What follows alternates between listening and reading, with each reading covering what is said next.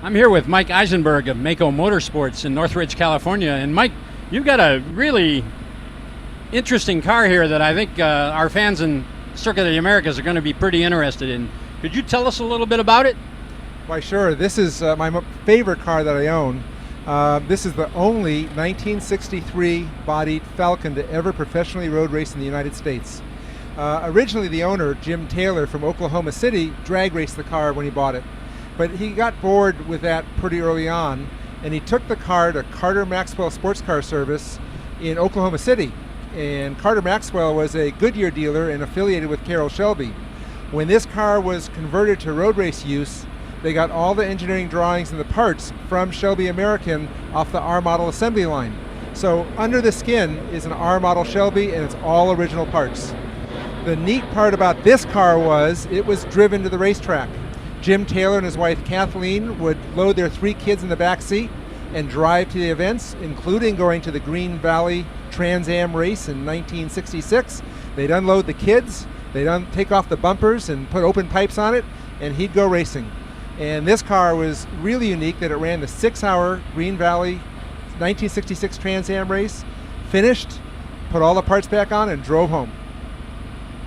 And by the way, that was the only Trans Am race ever held in the state of Texas. So that makes this car pretty interesting. Mike, could you tell us a little bit about how you got started in vintage racing? Well, I've always had a love of Ford products, and I bought my first Shelby back in 1986 and started vintage racing it in '89. And I really enjoy the history of the cars. My car looks just like, my Shelby looks just like it raced in 1966. And I got attached to seeing all these wonderful Trans Am cars racing in the mid-90s. I liked the fact that they were being restored to the way they were originally. And being a Ford guy, I kept looking for unique Ford cars to race. I own an original Cougar that Trans Am raced, but when this car came available, I just had to have it. There was just no way I could say no. And you know, it was the car needed a full restoration.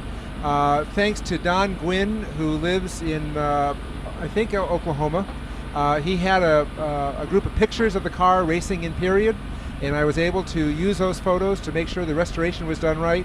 And it really has a nice sense of history to hop in this car with a full interior and everything being the way it was, and go out and have a great time with the Trans Am group. So what do you enjoy most about vintage racing, and how long have you been doing it, Mike? Well, my first time on the racetrack in a vintage car was 1987. I started out autocrossing, which was a great way to learn to drive.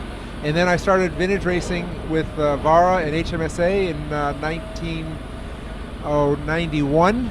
And, you know, it's just the noise and the smell of the cars and the friendships you make. It's all wonderful. And I get personal satisfaction of taking a car and restoring it, being able to come out to an event like this and just have to add gas and maybe change the tires and be able to hang around and have a good time.